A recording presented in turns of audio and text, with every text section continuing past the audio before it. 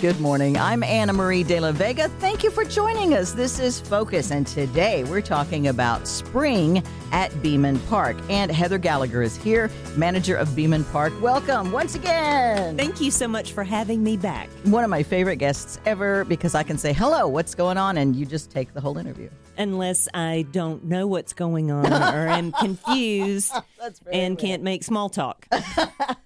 Okay, so let's tell people what Beaman Park is. Those who are not familiar, because you're apparently the queen of that 2 million acres. It feels like that for some city people. It was 2,300 acres? Correct. It feels like that, I think, for some of us who've not seen that much open area. We see buildings everywhere. Maybe we get out into a little bit out of town to get out and see that much land. It's amazing. And it's not just land, it's forested land. Yes. So when you're visiting some of the larger natural area parks in Nashville, they have a lot of grassland or reclaimed farmland, such as Shelby Bottoms and Bells Bend, which are wonderful parks. And by the way, so that I don't forget to mention it, Bells Bend is having a wonderful spring event on April the 12th called the Outdoor Expo. So if you're interested in kayaking or mountain biking or any kind of outdoor activities, I encourage you to visit that park. Also, Warner Park is another great park, 3,200 acres that you can visit right here in the city from wherever you are. It's literally minutes away. Very large natural area park. But Beaman is in northwest Nashville. In order to get there from downtown Nashville, you're going to want to get on Briley Parkway, head to Ashland City Highway or Clarksville Pike, and then just head towards Beaman Park Nature Center. Yeah. When you get there, we'll get you set up on one of our many trails. We have over 15 miles of primitive trails there. We don't have anything for riding a bike. We don't have really anything for people who are disabled except for 2 really great trails right next to the Nature Center that you like to walk often. Oh, yeah. Because we have a senior dog. And so she is like, oh, I'm in heaven. Yeah. So what's going on at Beaman Park this spring? Can we start with last weekend? Oh, yeah. Okay, you're going to so love this. And this is why I called you. So last weekend at Beaman was February still. And I led an early spring wildflower hike. Oh, my gosh. In the hollow, there was still 2 to 3 inches of snow. But, and I will send you this picture, I had violet blossoms coming up out of the ground, out of beautiful green leaves. You know that spring green that you only see that time of year?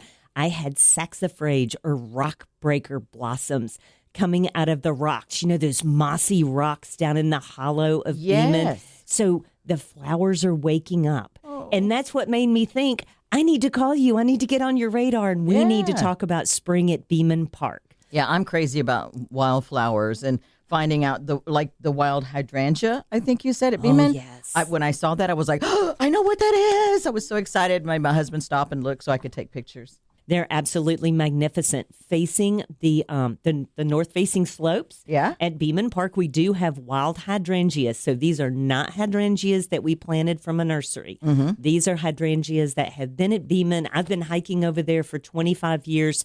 They've been at that park forever and ever. But we have so many more things that are coming up. Let me just give you a hint of what you're going to see. Walk out into the parking lot here at Mix 92.9. Yeah. You can see the elm trees opening up. You can see the cottonwoods and the hackberries opening up. And yes, we think, oh, it's a little bit early. It's really not. You can look at projects such as iNaturalist to see where other people have been documenting these trees and wildflowers and birds returning. Yes. And you will see that we are right on schedule. And it is time. And by the way, your sinuses might be telling you, too, that the elms are blooming. Oh. I have been in Flonase state for about 2 weeks now. And that's from pollen from trees and things. Pollens from trees, especially elms and hackberries. I did not know that. Okay, good. Good to know. I wish you could see her face. It is just so exciting to see spring come alive out there. In just a matter of weeks, we will have hillsides completely covered with trout lilies. We will have buttercups that are very, particular to Beaman Park called hepatica. Hepatica because the leaf looks like a liver. And those are going to be popping open any day now. Now, let's move back from the wildflowers for just a second. Okay. Right now at Beaman Park, yes, we still have winter birds. We've got juncos and white-throated sparrows. We've got more goldfinches than usual. But the Louisiana water thrush, which is a very small warbler that nests along Henry Creek, where you hike all the time, where the hydrangeas are. Yes. So that warbler will be returning in the next 3 weeks. She is loud. She's going to make a territory. She's going to have 4 or 5 babies right in the stream bank. Oh, my We have gosh. 3 to 4 territories just in that small muddy walk that you guys make on a regular basis. Oh, my gosh. I love it. I love that. And we're able to walk down onto the rocks in the stream at some points. I hope you do. Oh, it's fantastic. It is magnificent to get down there. And one thing that I like to do, especially when we haven't had a good rain in a while, is just get some of that water in my hands and just feel this is cool, crisp water that years ago was a spring, and people from the Jolton and Scottsboro areas used to come for miles to drink that water. I can show you next time you're there where that old spring is. Oh, my gosh. Oh, that's exciting. I will hold you to that. No admission to go to Beaman Park. Absolutely not. As a taxpayer, you are funding the Metro Park, Beaman Park, and Beaman Park Nature Center. Mm-hmm. We have 2.5 employees that are also funded through the city. 2.5 employees. Yes, we have one young man that is 19 hours a week. Yeah. But I wish that I could show you what he does during the week. He works as hard and as long as a permanent full-time staff person. Yeah, that's great. And parking is free. Parking Lots is of free. Absolutely. So what else? What else do we want to talk about? If you're just joining us, I'm Anna Marie, and this is Focus. We're talking about spring at Beaman Park, and we're talking with Heather Gallagher, the manager of Beaman Park. So the audience for Beaman Park is twofold. People that are active visitors and people that are more passive visitors. You and I like to just go and hike and enjoy the wildflowers and enjoy the birds and kind of just be alone. Yeah. With ourselves or with our partners in the middle of the woods. Just go slowly, look at everything. Let's talk about active. During Metro Spring Break, which is March 7th through March 14th, we have a program every single day. So you're going to miss this. But on March the 7th in the evening, we are showing A Bug's Life. We have a movie screen. We have homemade popcorn. It's going to be a lot of fun. But don't worry. We're going to show other movies throughout the spring. Of course, May the 4th be with you. Oh, boy. We will be showing Star Wars, actually what you and I call Star Wars, what people today call A New Hope. Which, can you tell, it just kills me to say that because it's Star Wars. Yeah. That's what it is. Yeah. Throughout the week of Metro Spring Break, starting on that Tuesday, we have a program every single day. These programs are for all ages, and for the most part, they are drop-in. On Tuesday, for example, I have a program called Tell Me a Story. We're going to take a hike, and we're going to be just picking up stuff and looking at stuff as we're walking along. And instead of saying, oh, yes, that's a woodpecker hole, instead we're going to say, what do you think made that hole? What do you think they were doing? What were they after? And by the way, the answer doesn't have to be a woodpecker hole. There's no reason that we can't make up some fantasy story about why there's a hole in the tree.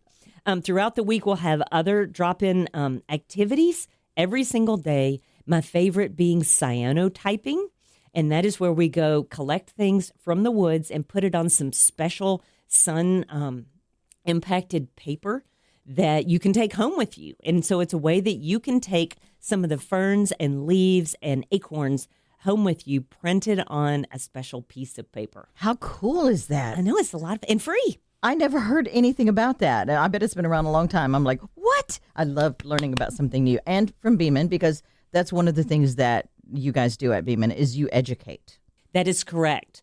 The mission of Metro Parks Nature Centers are to recreate responsibly, environmental education, as well as to protect the place. Yeah. And so that is what we are constantly doing.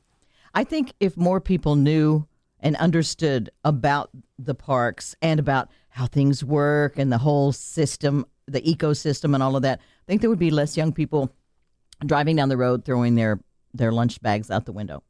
Correct. I think if they knew, if they had a chance to learn a little bit more about that, they would respect it more and appreciate it more.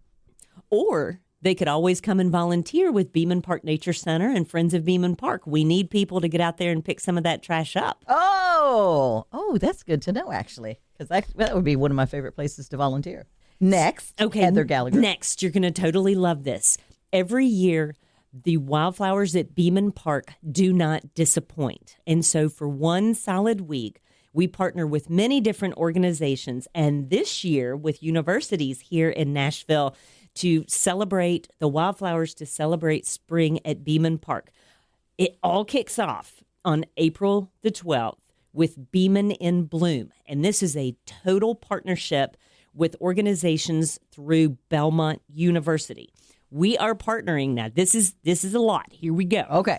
With the Frisbee Golf Club. I told them no Frisbee golf at the Beaman. we got trees and stuff. You can't do that. With the Bird Club, with the Garden Club from Belmont University, with the Eco Club and the Hiking Clubs from Belmont University, in addition to, of course, Friends of Beaman Park. And if you're not familiar with Friends of Beaman Park, that's our 501c3 that supports Beaman Park in a way that Metro isn't able to, especially through coordinating all of these volunteers that we have. Yeah. If we want to become a volunteer to come pick up trash or come do whatever needs to be done at Beaman Park, do we go to the website? How do we do that? Wonderful. You got two different ways. One, email me. Heather.Gallagher, Gallagher, at Nashville.gov, and I will get you plugged in. But the easiest way is to go to the Friends of BeamanPark.org website. Okay. And there is a volunteer button. As soon as those volunteer requests come in through our Gmail, they are sent directly to me, and then I farm you out to the best way that you can serve Beaman Park. Friendsofbeamanpark.org. We'll also post that on our Facebook page. Thank you. Okay. That was day one. She looks like, hold on to your britches now. Okay. So there are a lot of people that want to get into the depths of Beaman Park and really see the waterfalls and really see some of the very special plants that we have in the depths of Beaman Park. So I'm partnering with Luke Marinholtz from TDEC, and he is the Western Highland Rim steward. So he's traveling all over the Western Highland Rim, including Nashville parks that are natural areas, and leading programs and providing consultation on how to best protect and educate about these very special places, including Beaman Park. And he's going to be leading a hike into Long Hollow. This is the second most incredible creek in Beaman Park. The hike itself will be around 7.5 miles, so you're going to want to take your oranges in your con bar. Don't forget. But it's going to be a magnificent hike. I hope that I'm allowed to go along with him because it will be incredible. That's Tuesday, April 15th. April 15th, okay. Okay. Oh, tax day. That's where we'll be. That's when taxes are due. No way. Right? So do you know what you also look for up on the Western Highland Rim on tax day? Poke? Your favorite animal. Hummingbirds. Hummingbirds are returning on April 15th, and we should start seeing them around the Nature Center. So I welcome you to come up. We have rocking chairs. We got 3 hummingbird feeders set up. And let me tell you, it doesn't just have to be a ruby-throated hummingbird, which is what you're used to. We could have a rufous. We could have a black-chinned. All of these birds are in prime migration. Yeah. So it is totally possible that we have something just amazing up there at the Beaman Park. We are on the ridge on the Western Highland Rim. Which means that we might get some things that are passing by. You got it. That they stop in. Why not? Yeah. Okay. We like to sit on that deck at the Nature Center, and Ron and I sit in those rocking chairs, and we just pretend like that's our place. It's like, yeah, Ma, it's a good life. It's just, we love it so much. But isn't it wonderful that you get to sit in this place? Oh, yeah. And you don't have to maintain it. So April the 16th, which is that Wednesday, we're going to do two different things that are kind of different.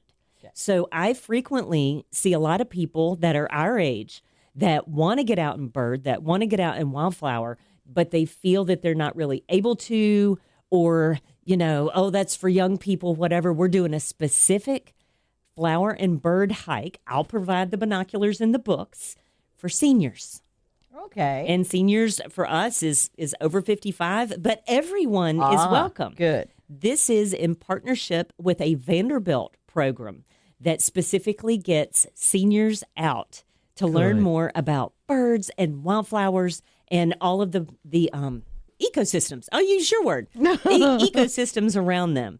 So that is really exciting. But we can't forget our all ages. So in the afternoon, Isaiah Francescan, who is another one of our employees that's hardcore into working with school-age children, we're going to do a flower anatomy program. So we're not only going to be looking at wildflowers, we're going to take microscopes with us. We're going to be looking at flowers up close and personal and then associating them with pollinators. Oh, wow. I know, doesn't that just sound like fun? Yes, it does. You can't come. It's for school age. I'm just kidding. I was already thinking, ooh. Okay. On the 18th and 19th of April, on that Friday and Saturday, we will be leading wildflower hikes all day long for all ages. And we welcome you to come out and get involved. It's going to be a lot of fun. Yeah. We don't have anything on Thursday because this is so exciting, the 15th chapter of the Tennessee Naturalist Program. And so we'll be leading a session specifically. Paul Moore is leading it. If you know Paul Moore, he's the moss man. Oh, my goodness. He will be talking about mosses and ferns and lycopodium and wildflowers and shrubs all day long with the Tennessee State Naturalist Program. Oh, my We don't gosh. have anything going on. That doesn't mean you can't come. It's just we don't have anything specific. But it's for people who are naturalists or maybe burgeoning or beginning? No, or it learning? actually is Just that group. Yes, it is. It is just that group. It is a project through the Tennessee State Naturalist Program. Okay. You can Google that, and you sign up to take classes. There are 10 classes that you take to learn all about the state of Tennessee, from the characteristics of being a naturalist all the way to mammals and nocturnal animals and ecology and geology and all of these really in-depth classes. Mm-hmm. It is something that has a cost associated with it, and there is some responsibility and accountability. Mm-hmm. So, you have to, there's time required and that sort of thing. When I was young, I don't think I knew what the names of real jobs actually were when they would go what do you want to be when you grow up? And I remember saying a wildlife biologist, because I just thought I love learning about wildlife and nature, and it just, Beaman Park just hits everything for me. Agreed. Everything. Agreed. Yeah. So what else we got going on? Is that the entire week? That is 2 weeks. That's 2 weeks. Yeah. That's fantastic. We have a lot going on. Everything that we're offering is free. True. You can check on the Nature Center website, as well as follow us on Facebook and Instagram, just to see what ages we recommend, if registration is required or not. Good. And I always recommend, if you're kind of on the fence whether or not to come, especially to one of our night hikes like we have on Friday night, the full worm moon on March 14th. Yeah. I would recommend calling, just because even though it's pretty outside and it looks like a good night to hike, if the hollow is iced, if the hollow is slick and muddy, then we're probably going to cancel something like that. So I always recommend calling us or emailing us at the Nature Center. Where is the most up-to-date menu that we can find? Do you have it on a specific social media platform? Because some people, like we're mostly on Instagram, we're mostly on Facebook, we're mostly on the website. They're attached for us. Okay, so all of them. Yeah, Instagram and Facebook are attached for us. Yes. So you'll see reciprocated information. Good. In addition to that, you can sign up to get the Nashville.gov classes, and they'll be emailed to you on a regular basis. Yeah. And this is for all of the nature centers. Whoa. You just created a monster. And then in addition to that, if you go to beamanpark.nashville.gov. You can see our full website, our full gamut of programs. But I really recommend, if you can, signing up for that email reminder, because that's not just us. Yeah. Nashville has amazing parks all over the place. We've already talked about Warner Park Nature Center, Bell's Bend Outdoor Center that has the Outdoor Expo on April the 12th. Shelby Bottoms Nature Center has a full gamut of programs throughout spring. And then finally, Fort Negley Visitor Center is getting ready to undergo a huge master plan implementation. So check that out. If you've never been to Fort Negley, it is some of the most incredible hallowed land that you will visit in Nashville. It is super. So Lytle Bend, Lytle Bend is getting ready to open up just off of Lebanon Pike. There's Ravenwood. There's Mill Ridge Park. There's all kinds of natural areas just all around us here in Nashville. And I encourage you to get out and enjoy it and enjoy spring. I noticed that when we moved to a new area, we weren't sure what was around us. So that's what we did. We went online and started looking, and I was like, it says there's a natural area in a park just here. And we didn't know, because it's like you turn down this little side road and then that side road, and it looks like you're going through a neighborhood to get to one. We're like, wait a minute. And then there's this amazing little spot, and there's a playground for the kids and stuff. And so that's what we need to do, is get online and get the notices and then go explore some of those places. I totally recommend doing that. What would be required if somebody wants to volunteer? Like, do we have to be like really strong, really, No. work out all the time, got to lift a log? No. Staff at Beaman Park Nature Center, and this is what I'm asking out of my seasonals this summer. See our job in 3 different ways: visitor services and environmental education. And not everybody can do that. Not everybody's like you and me and a people person to sit at the front desk and be like, hey, welcome to Beaman. Not everybody's like that. And that's okay. So I've heard. And not everybody is the perfect sweeper on, you and I would call it a caboose, on the night hikes. Not everybody is perfect at that. Oh. But perhaps they would do a better job as trail maintenance as well as facility maintenance. So that's what we had going on Saturday. Believe it or not, we had volunteers that were pulling all of our exhibits away from the walls and just wiping everything down. We vacuumed all of our taxidermy. We had so much going on all at the same time. And then the trail maintenance you just mentioned. I don't necessarily need you to be the person moving the log. What I do need you to be, this is horrible, the second person with me. We're all about safety at Beaman Park. So if I'm out and I'm cutting something up or I'm driving the gator, I need you to be the second person out there with me. Oh, gotcha. If anything, just to keep me company. But also to make sure that you have a team, a partner, a buddy. So don't forget that Beaman Park is 2,370 acres of a living laboratory. We constantly have research projects going on in one of the 4 major creeks that go through Beaman. We also have populations of wildflowers and trees that we are maintaining and just documenting on a regular basis. There's so much to get into as far as being a volunteer or being on staff. You never know. Okay. Positions open up all the time. So how do you keep up with the populations of things? Like, you can't count the wildflowers, can you? I mean, why not? 1,000,001. Oh, I don't count.